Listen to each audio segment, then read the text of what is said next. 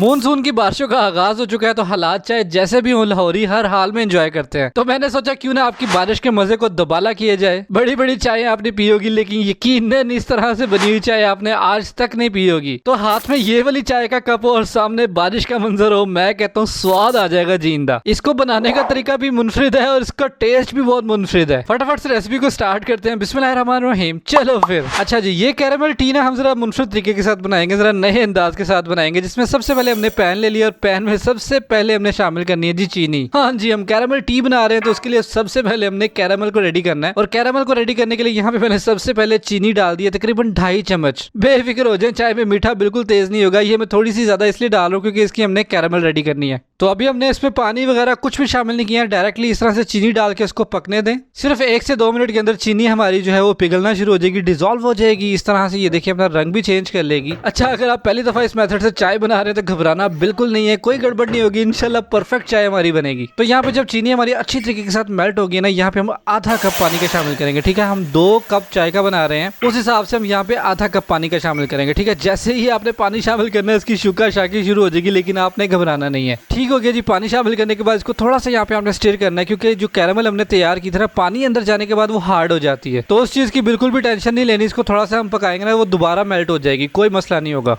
चलिए जी, तकरीबन 1 मिनट पकने के बाद ना अब यहाँ पे हम इसमें दूध शामिल करेंगे। ठीक है, तकरीबन 1.5 कप दूध हम इसमें शामिल कर रहे हैं। तकरीबन 1.5 कप दूध शामिल करने के बाद ना इसको यहाँ पे हम हल्का सा इस तरह से मिक्स कर लेंगे। ठीक हो गया जी। यहाँ पे आप दूध का कलर देखें, अभी हमने इसमें पत्ती नहीं डाली, ये कैरेमल का कलर ये जो दूध पे आ गया है। ठीक हो गया जी। इसको पकते हुए जब यहाँ पे बॉयल आ जाएगा ना, इसका मतलब है इसका कच्चापन खत्म हो गया है। बस यहाँ पे इस तरह से आपने पौवे के साथ थोड़ा सा इसको आपने फेंटना है। ठीक है, मैं तो इसको पौवा कहता हूँ, आप अपनी लैंग्वेज में इसको क्या कहते हैं आपने मुझे कमेंट सेक्शन में जरूर बताना है। चलिए जी, इस पॉइंट पे हम पत्ती शामिल करेंगे। तो 2 कप चाय के बना रहे हैं, उसमें 2 टीस्पून पत्ती के डाल देंगे। अगर आप स्ट्रॉन्ग चाय पसंद नहीं करते तो आप पत्ती थोड़ी कम भी कर सकते हैं, कोई मसला नहीं होने वाला। चलिए जी, पत्ती शामिल करने के बाद इसको हम पकने देंगे तकरीबन 1 से 2 मिनट के लिए। ये देखिए हमारी चाय ने कलर चेंज कर लिया और यहाँ पे पहला उबाल आना शुरू हो गया। तो पहले उबाल को आपने इस तरह से इग्नोर करना है जैसे आप व्हाट्सएप पे मैसेज सीन करके इग्नोर करते हैं। ठीक हो गया जी। इस उबाल को आपने तोड़ देना है, तोड़ना इस तरह से, दोबारा से पौवा ले लेना है, उसको आपने अच्छे तरीके के साथ फेंटना है। ठीक हो गया। तो अच्छी फ्लफी चाय बनाने का राज यही है कि आपने उसको अच्छे तरीके के साथ ना उसका फेंटा लगाना है। ठीक है, अक्सर आपने होटल वगैरह पे चाय बनते हुए देखी होगी, तो वो मुसलसल जो बनाने वाला ना वहाँ पे उसको फेंटा लगा रहा होता है, तो उनकी चाय बड़ी फ्लफी, बड़ी मजेदार झाग वाली चाय होती है। तो चाय को फेंटा लगाना बहुत जरूरी है। चलिए, जिसको पकते हुए यहाँ पे तकरीबन 2 मिनट हो चुके हैं और ये देखें इसकी जो झाग है ना, ये बड़ी डार्क कलर की झाग हो गई है। ठीक है,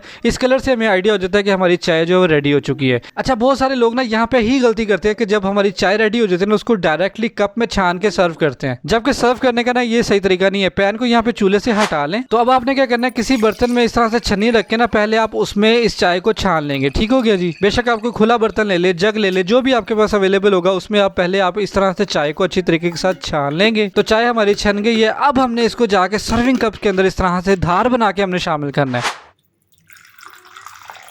वाह, कितनी प्यारी आवाज आ रही है। तो जब धार बना के इस तरह से कप के अंदर हम डालेंगे ना, तो एक तो हमारी चाय फ्लफी फ्लफी और बड़ी झाग वाली, बड़ी मजेदार बनेगी। तो पीना तो दूर, देखने वाले के मुंह में पानी आ जाएगा। क्यों, है ना परफेक्ट रेसिपी। इसका तरीका तो नया है ही, इसका टेस्ट भी बहुत नया है। तो बारिशों के मौसम में एक दफा तो इस तरीके से चाय बना के आप जरूर ट्राई करें। तो कैसी लगी आपको मेरी नए तरीके की कैरेमल टी की रेसिपी, मुझे आपने कमेंट सेक्शन में जरूर बताना है। मैं आपके कमेंट्स का बहुत ही बेसब्री से इंतजार करता हूँ। खास बारिश के मौसम में ये वाली चाय बनाए, इंशाल्लाह चस्का आ जाएगा। मैं मिलूंगा इंशाल्लाह आपसे अगली एक और किसी बहुत ही जबरदस्त सी रेसिपी वीडियो के साथ। तब तक के लिए आपने मुझे दुआ में जरूर याद रखना है और मेरा इंतजार करना है। अल्लाह हाफिज।